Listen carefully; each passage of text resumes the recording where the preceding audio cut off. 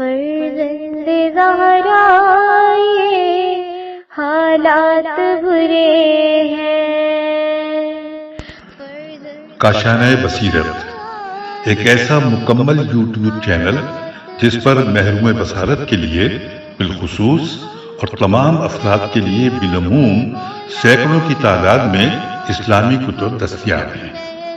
لہذا گزارش ہے کہ آپ اپنی ذمہ داری نبھاتے ہوئے کاشانۂ بصیرت کو سبسکرائب کرنے کے ساتھ ساتھ بیل آئیکن کو پریس کیجیے تاکہ آپ علم کے حصول کے ساتھ ساتھ مذہب اہل بیت کی اشاعت میں بھی اہم کردار ادا کرتے رہیں.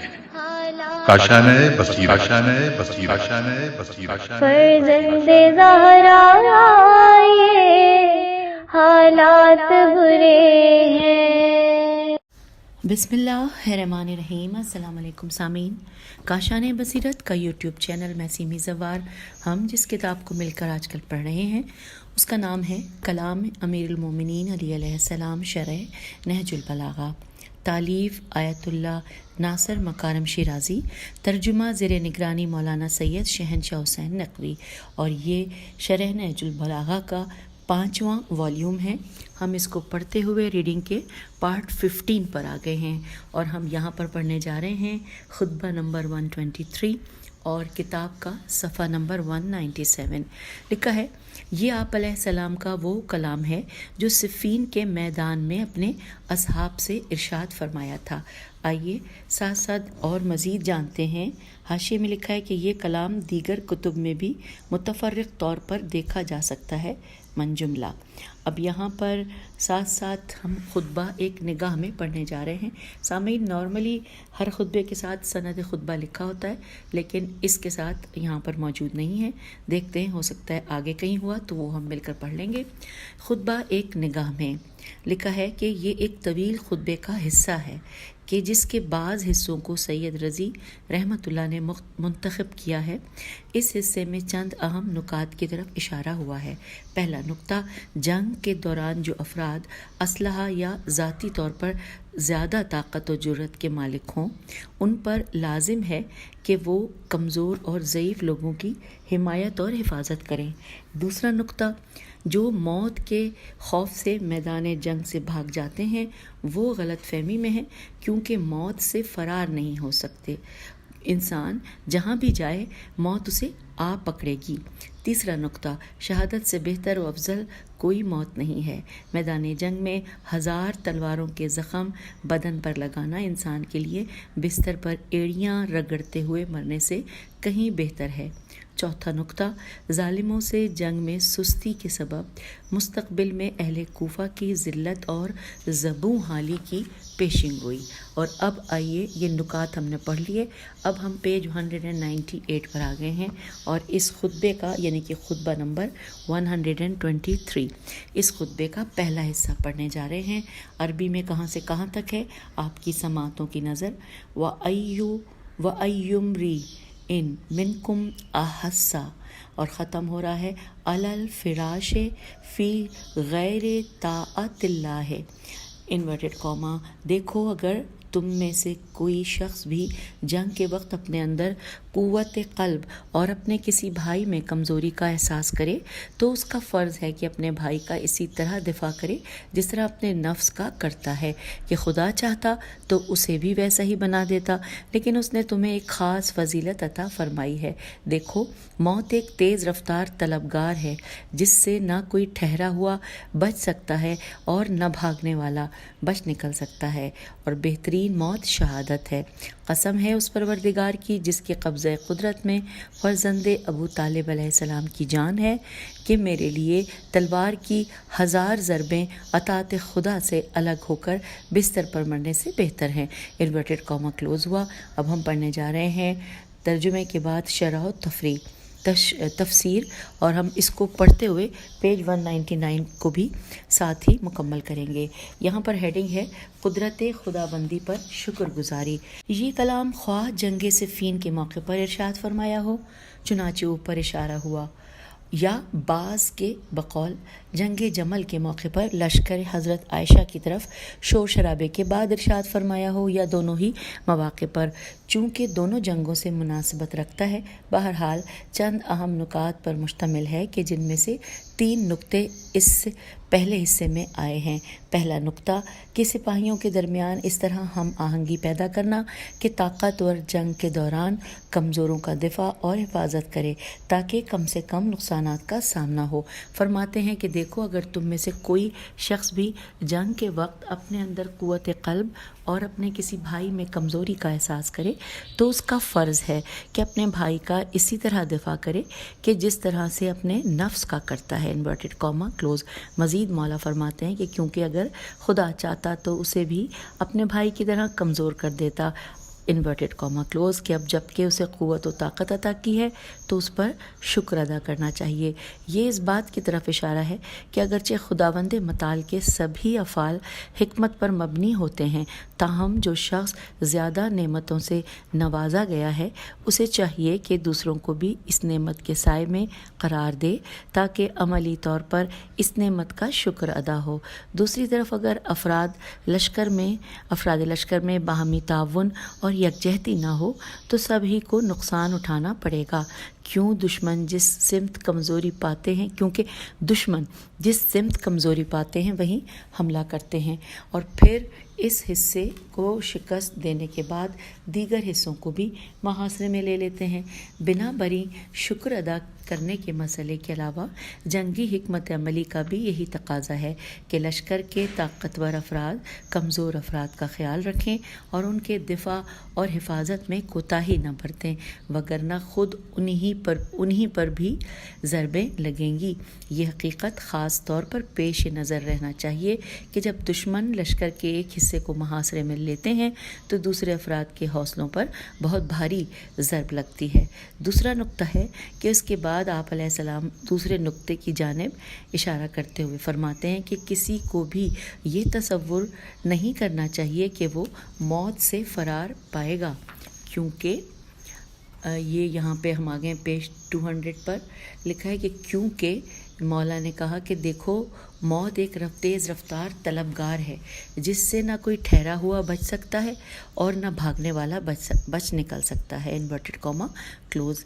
یہاں یہ سوال پیش آتا ہے کہ ہم جانتے ہیں کہ موت 2 اقسام کی ہیں، حتمی موت اور معلق یا مشروط موت، جو قابل تغیر نہیں۔ وہ حتمی اور قطعی موت ہے، لیکن مشروط اموات شرط کی تغیر کے ساتھ قابل تغیر و تبدل ہیں۔ اس لائن کو دوبارہ پڑھتے ہیں کہ یہاں یہ سوال پیش آتا ہے کہ ہم جانتے ہیں کہ موت 2 اقسام کی ہیں، حتمی موت اور معلق یا مشروط موت، جو قابل تغیر نہیں، اور وہ حتمی اور قطعی موت ہے، لیکن مشروط اموات شرط کی تغیر کے ساتھ قابل تغیر و تبدل ہیں۔ میدان جنگ میں واقع ہونے والی اموات ممکن ہے کہ حتمی اموات میں سے نہ ہوں۔ پس امام علیہ السلام نے یہ کیسے فرمایا کوئی بھی موت کے پنجے سے فرار نہیں کر سکتا؟ اس سوال کا 2 جہتوں سے جواب دیا جا سکتا ہے۔ پہلی یہ ہے کہ امام علیہ السلام کے پیش نظر صرف حتمی اموات ہیں، خواہ وہ میدان جنگ میں ہوں یا کہیں اور، ان سے بچنا ممکن نہیں، اور یہ زندگی کی آخری سرحد ہوتی ہے۔ دوسری یہ کہ فرض کریں کہ اگر انسان مشروط موت کے پنجے سے بچ بھی نکلے تو کیا فائدہ، کیونکہ سر انجام حتمی موت ہر انسان کو آ پکڑتی ہے، اور بس چند دن زندہ رہنے کے لیے انسان کو ظالموں کے آگے جھکنے کی ذلت نہیں اٹھانی چاہیے۔ اور اس کے بعد ساتھ ساتھ لکھا ہے کہ اس کے بعد امام علیہ السلام ایک بہت ہی اہم نقطے کی طرف اشارہ کرتے ہوئے فرماتے ہیں کہ اور بہترین موت شہادت ہے، قسم ہے اس پروردگار کی جس کے قبضہ قدرت میں فرزند ابو طالب علیہ السلام کی جان ہے، کہ میرے لیے تلوار کی 1000 ضربیں اطاعت خدا سے الگ ہو کر بستر پر مرنے سے بہتر ہیں، انورٹڈ کاما کلوز۔ یہ تعبیر شہیدوں کے مقام اور عظمت شہادت کا پتہ دیتی ہے، یہاں تک کہ امام علیہ السلام تلوار کی 1000 ضربوں کے عوض اپنی جان دے دینے کو لیے تو تیار ہیں لیکن بستر پر مرنے کو تیار نہیں، اور یہ تو راہ حق کے تمام مخلص، بہادر اور پاک طینت مومنوں کے دل کی پکار ہے۔ ہم آ گئے ہیں پیج 201 پر۔ لکھا ہے کہ پھر یہ کہ اس کلام کے یہ معنی نہیں کہ میں تلوار کی ضربوں کے درد اور تکلیف کو محسوس نہیں کرتا، چنانچہ نہج البلاغہ کے بعض شارحین نے ایسا خیال کیا ہے، بلکہ مقصد یہ ہے کہ معنوی نظر اور قدر و قیمت کے اعتبار سے انسان کے لیے یہ سزاوار ہے کہ بستر پر مرنے کے بجائے تلوار کی ضربات سہ کر مرے۔ جب انسان عظمت شہادت سے آگاہ ہو جاتا ہے تو یہ آگاہی اس کو تیر و تلوار کے زخموں کے سہنے کے لیے آمادہ کرتی ہے۔ البتہ اگر انسان راہ حق پر گامزن رہتے ہوئے بستر پر طبعی موت مرے تو بہت سی روایات کی روشنی میں وہ شہادت کا حکم رکھتا ہے۔ چنانچہ اسی مطلب کی طرف امام علیہ السلام نے عبارت کے آخر میں اشارہ فرمایا ہے۔ اور اب سامعین ہم پڑھنے کے لیے آگئے ہیں، ہیڈنگ ہے نکتہ۔ سب سے پہلے ہیڈنگ ہے شہادت برترین اعزاز۔ اس حوالے سے لکھا ہے کہ اسلامی معاشرے میں شہادت برترین اعزاز کے طور پر پہچانی جاتی ہے اور شہید کو اعلیٰ و عرفہ مقام کا حامل سمجھا جاتا ہے۔ عاشقان خدا کے دلوں میں، جیسا کہ امام علیہ السلام نے اس خطبے میں فرمایا کہ ہمیشہ شہادت کی آرزو تڑپ رہی ہوتی ہے، وہ لوگ بستر پر مرنے سے گریزاں ہوتے ہیں اور شہادت کو طبعی موت سے 1000 گنا برتر اور بہتر سمجھتے ہیں۔ وہ چاہتے ہیں کہ اپنے جسموں پر زیادہ سے زیادہ زخم سجا کر جام شہادت نوش کریں، کیونکہ انسان کی جان اللہ تعالیٰ کی سب سے عظیم ہدیہ ہوتی ہے، تو یہ عظیم الہی ہدیہ اگر اسی کی راہ میں قربان کر دیا جائے تو کیا ہی سعادت ہوگی، بجائے اس کے کہ بستر مرگ پر رائے گاں ہو جائے۔ شہادت کی فضیلت کے لیے پیغمبر اکرم صلی اللہ علیہ وآلہ وسلم کی یہ حدیث کافی ہے کہ آپ صلی اللہ علیہ وآلہ وسلم نے ایک آدمی کو دعا مانگتے دیکھا جو کہہ رہا تھا کہ پروردگار، تجھ سے اس بہترین چیز کا سوال کرتا ہوں جو تیرے بندے تجھ سے مانگتے ہیں، بس مجھے اپنی بہترین نعمت مجھے عطا فرما۔ ہم آ گئے پیج 202 پر اور اسی طرح پیج 203 بھی ساتھ ہی پڑھیں گے۔ لکھا ہے کہ اس نے کہا کہ مجھے اپنی بہترین نعمت عطا فرما۔ اس پر پیغمبر صلی اللہ علیہ وآلہ وسلم نے فرمایا کہ اگر تمہاری دعا قبول ہو جائے تو تمہارا خون راہ خدا میں بہایا جائے گا۔ یہاں پر حوالہ ہے مستدرک الوسائل جلد نمبر 11 صفحہ نمبر 13 اور حدیث نمبر 21۔ پھر لکھا ہے کہ آپ صلی اللہ علیہ وآلہ وسلم ہی کی ایک اور حدیث میں یوں ذکر ہوا ہے کہ جنت میں داخل ہونے والوں میں کوئی ایسا نہیں ہوتا جو وہاں سے نکلنے کی خواہش کرے سوائے شہید کے کہ جو اللہ کی طرف سے عطا کردہ مقام و مرتبت دیکھ کر یہ آرزو کرتا ہے کہ دوبارہ دنیا میں لوٹ آئے اور 10 مرتبہ قتل کیا جائے۔ حوالہ ہے مستدرک الوسائل جلد نمبر 11 صفحہ نمبر 13 حدیث نمبر 20۔ اب چلتے ہیں آگے۔ لکھا ہے جی ہاں، اسلامی معاشرے میں شہداء کا مقام و منزلت بہت زیادہ بلند ہے، کیونکہ یہی ہستیاں ہیں جنہوں نے ہر پرخطرناک لمحات میں اسلام کی حفاظت کی۔ اگر بدر و حنین اور کربلا کے جانثار شہداء اور ان کی مانند دیگر شہیدوں کی فداکاریاں نہ ہوتیں، آج اسلام کا کوئی نام لیوا نہ ہوتا۔ آج بھی دشمنان اسلام جس چیز سے سب سے زیادہ خوفزدہ ہیں وہ شہادت اور شہادت طلبی کی راہ ہے، کیونکہ کبھی کبھار ایک ہی جانثار دشمن کے بہت ہی پیچیدہ اور مہنگے منصوبے پر پانی پھیر دیتا ہے۔ شہادت طلبی کی راہ سے وہ اس لیے خوف زدہ اور پریشان ہوتے ہیں کہ وہ دیکھتے ہیں کہ ان کے پاس اس عظیم جذبے کے مقابلے میں کوئی ایسا ہتھیار نہیں پایا جاتا جس سے وہ اپنا دفاع کر سکیں۔ سننے میں آیا ہے کہ موجودہ دور میں مظلوم فلسطینیوں کے قیام سے عاجز آنے کے بعد استعماری طاقتوں نے اس بات پر زور دیا ہے کہ شہادت طلبی کی ثقافت کو ختم کر دیا جائے اور ابتدائی اور ثانوی درجے کی درسی کتب سے لفظ شہادت نکال دیا جائے، نیز دینی دروس کی کتب میں جہاد سے متعلق آیات درج نہ ہوں۔ انہوں نے اس سلسلے میں اپنے زیر اثر اسلامی ممالک کو، جو کہ بدقسمتی سے کم بھی ہیں، بہت تاکید سے کہا ہے کہ شہادت سے نفرت پیدا کرنے کے لیے شہادت طلبی کو خودکشی کا نام دیں اور طالب شہادت کو دہشت گرد شرط قرار دیں، لیکن خوش قسمتی سے یہ ثقافت اور جذبہ اس قدر وسعت پا چکا ہے کہ اس طرح کے پروپیگنڈوں اور سازشوں سے اسے نہیں روکا جا سکتا۔ نوجوان لڑکے اور لڑکیاں بھرپور جذبہ شہادت کے ساتھ اس میدان میں اتر چکے ہیں اور یہ اسلام کے دشمنوں کے لیے ایک وحشت ناک آفت ہوگی۔ امید ہے کہ امت مسلمہ روز بروز اس عظیم ورثے سے مزید آشنا ہو جائے اور راہ شہادت پر گامزن ہونے والے روز بروز بڑھتے جائیں۔ اور اب آئیے اس خطبے کا خطبہ نمبر 123 کا دوسرا حصہ پڑھتے ہیں۔ عربی کہاں سے کہاں تک ہے آپ کی سماعتوں کی نظر۔ وَمِنْهُ وَكَأَنِّي أَنظُرُ إِلَيْكُمْ سے شروع ہو کے ختم ہو رہا ہے للمتلوم میں۔ ترجمہ ہے کہ گویا کہ میں دیکھ رہا ہوں کہ تم لوگ ویسی ہی آوازیں نکال رہے ہو جیسی 100 سماروں سین میم الف ر واو نون غنہ اور بریکٹ میں لکھا ہے کہ ایک جانور کا نام ہے، تو 100 سماروں کے جسموں کی رگڑ سے پیدا ہوتی ہیں کہ نہ اپنا حق حاصل کر رہے ہو اور نہ ذلت کا دقیہ کر رہے ہو۔ دال قاف عین یہ ہے، دقیہ کر رہے ہو جبکہ تمہیں راستے پر کھلا چھوڑ دیا گیا ہے، اور نجات اسی کے لیے ہے کہ جو جنگ میں کود پڑے، اور ہلاکت اسی کے لیے ہے کہ جو دیکھتا ہی رہ جائے۔ Inverted comma close. اب پڑھنے جا رہے ہیں اس خطبے یعنی خطبہ نمبر 123 کے جو دوسرا حصہ ہے اس کے حوالے سے شرح و تفسیر۔ ہیڈنگ ہے کہ تمہارا مستقبل تاریک ہے۔ نہج البلاغہ یہ ہیڈنگ تھی کہ تمہارا مستقبل تاریک ہے۔ تفصیلات یوں ہیں کہ نہج البلاغہ کے بعض شارحین کے مطابق خطبے کا یہ حصہ ایک مستقل کلام ہے، اسی لیے اسے مستقل شمارے کے ذیل میں بیان کیا ہے، جبکہ بعض دیگر کا کہنا ہے کہ یہ گزشتہ خطبے کا بقیہ ہے۔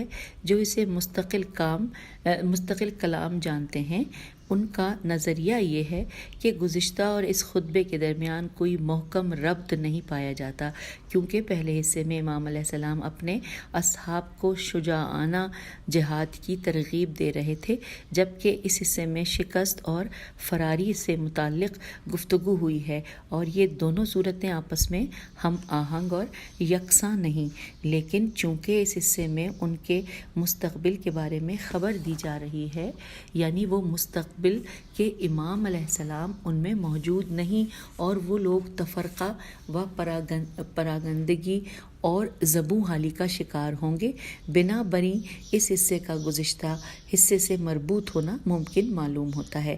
ہم آ گئے ہیں صفحہ نمبر 204 پر، اور 205 پر کو بھی ہم پڑھیں گے، جبکہ پیج 205 پر یہ خطبہ یعنی کہ خطبہ نمبر 123 مکمل ہو جائے گا۔ اچھا، اب یہاں پہ لکھا ہے کہ بہرحال خواہ یہ ایک مستقل حصہ ہو یا گزشتہ حصے کا بقیہ، امام علیہ السلام ہی کا کلام ہے، اور اس میں ان لوگوں کے لیے بہت تلخ مستقبل کی خبر دی جا رہی ہے کہ جنہوں نے اپنی عافیت کو جہاد پر ترجیح دی۔ آپ فرماتے ہیں کہ گویا کہ میں دیکھ رہا ہوں کہ تم لوگ میدان جنگ سے ہانپتے ہوئے بھاگ رہے ہو اور ویسی ہی آوازیں نکال رہے ہو کہ جیسی 100 سماروں کے جسموں کی رگڑ سے پیدا ہوتی ہے۔ Inverted comma close. یہ تعبیر ممکن ہے اس بات کی طرف اشارہ ہو کہ جب 100 سمار یعنی بریکٹ میں لکھا ہے گوہ، گاف واو ہے گوہ، صحرائی گرگٹ گروہ کی شکل میں چلتے ہیں تو آپس میں لگتے ہوئے جاتے ہیں، جس سے آواز پیدا ہوتی ہے، یعنی تم لوگ اتنی گھبراہٹ میں بھاگ جاتے ہو کہ تمہارے ایک دوسرے سے لگتے ہوئے جانے کی آواز اور سرسراہٹ کانوں میں آ رہی ہے۔ پھر مولا فرماتے ہیں کہ نہ اپنا حق حاصل کر رہے ہو اور نہ ذلت کا دفیہ کر رہے ہو۔ Inverted comma close. لکھا ہے کہ اس سے بدتر اور کیا حال ہوگا کہ انسان اس قدر کمزور ہو جائے کہ اپنے یا اپنے دوستوں اور رشتہ داروں کے حق کا دفاع بھی نہ کر سکے اور نہ خود اور دوسروں پر ہونے والے ظلم و زیادتی کے مقابلے میں کھڑا ہو سکے۔ ایسی صورتحال تو واقعی بہت دردناک اور ذلت آمیز ہوتی ہے۔ آخر میں مولا فرماتے ہیں کہ جبکہ تمہیں راستے پر کھلا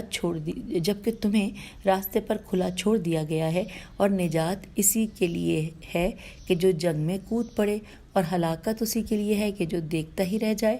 انورٹڈ کاما کلوز۔ لکھا ہے کہ جملہ وقد خلیتم والطریقہ کے حوالے سے لکھا ہے کہ اتمام حجت کی طرف اشارہ ہے، کیونکہ منزل کی طرف جانے والا واضح و روشن راستہ آگاہ راہبر کی طرف سے دکھا دیا گیا ہے اور سب رکاوٹیں بھی دور کر دی گئی ہیں۔ اب اگر اس کے باوجود اس راہ پر چلنے میں کوتاہی اور ٹال مٹول کا مظاہرہ کریں تو یہ بالکل ناقابل قبول ہوگا، لیکن اس راہ پر چلنے والوں کے لیے سعادت و نجات کی خوشخبری سنائی جاتی ہے اور اس سے منحرف ہونے والوں کو ہلاکت و تباہی کی وعید دی جاتی ہے۔ سامعین، یہاں پر یہ خطبہ مکمل ہوا، اور اب کیونکہ ٹائم ہے تو ہم ایسا کرتے ہیں کہ جو خطبہ 124 ہے اس کے 2 صفحات اسی نشست میں پڑھ لیتے ہیں، تو اس طرح سے اگلے نشست میں خطبہ 124 کا بقیہ ایسا پڑھیں گے تو وہ برابر ریکارڈنگ ہو جائے گی، ورنہ یہ بہت چھوٹی ہو جائے گی تو اتنی تھوڑی سی ریکارڈنگ میں پڑھنے کا مزہ بھی نہیں آتا۔ تو آئیے ہم اس وقت پڑھنے کے لیے خطبہ 124 207 پیج پر آ گئے ہیں۔ اس حوالے سے لکھا ہے کہ آپ علیہ السلام نے اصحاب کو جہاد کا شوق دلانے کے سلسلے میں یہ خطبہ فرمایا۔ اس کے حوالے سے سند پڑھ لیتے ہیں۔ سند خطبہ ہے کہ جن لوگوں نے اس خطبے کو نقل کیا وہ نصر بن مزاحم متوفی 202 ہجری قاف کتاب صفین میں، اور مشہور مورخ طبری نے اپنی مشہور تاریخ میں سن 37 ہجری میں رونما ہونے والے حادثات کے بارے میں ابو مخنف سے نقل کیا ہے۔ اس کے علاوہ کتاب الجہاد اور المفتوح بن عاصم الف عین سے میم عاصم کوفی میں یہ خطبہ آیا ہے۔ حوالہ ہے مصادر نہج البلاغہ جلد نمبر 2 صفحہ نمبر 277۔ اور اب آئیے خطبہ ایک نگاہ میں جانتے ہیں۔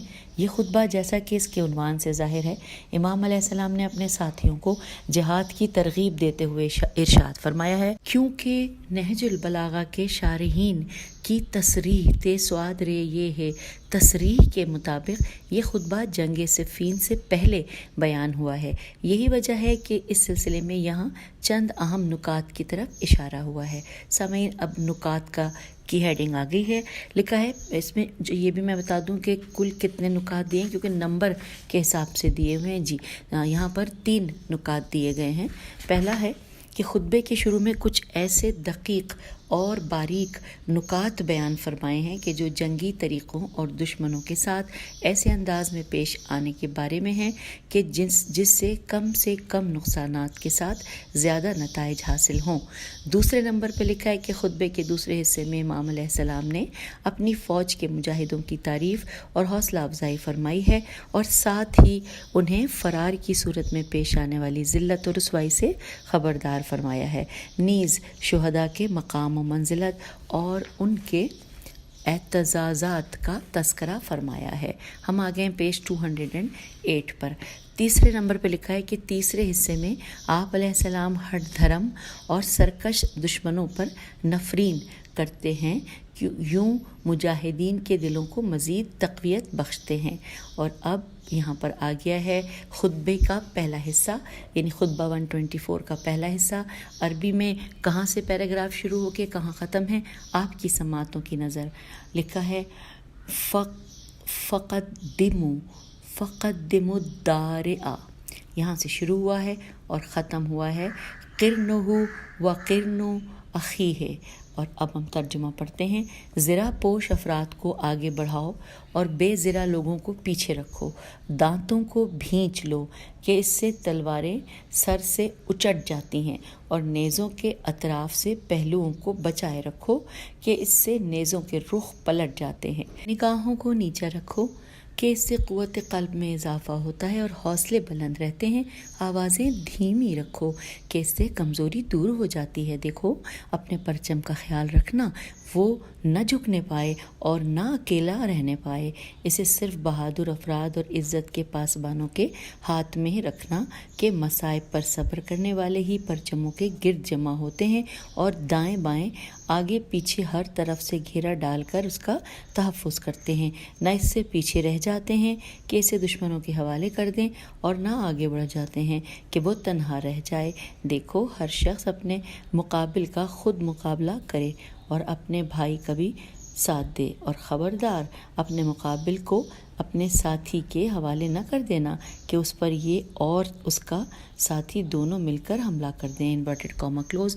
ہم نے خطبہ 124 کا پہلا حصہ جس کی عربی کا ترجمہ پڑھ لیا.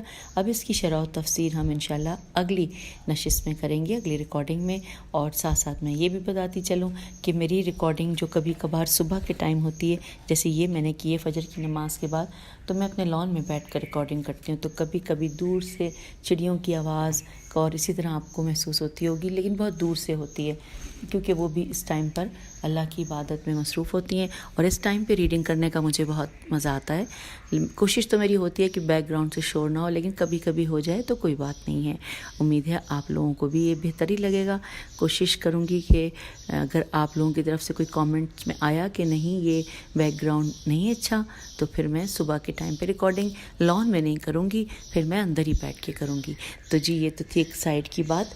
اور اب اس نشست سے اجازت. انشاءاللہ اگلی نشست میں اس خطبے کے حوالے سے شرح و تفسیر اور مزید معلومات جانیں گے. خدا حافظ. فی امان اللہ.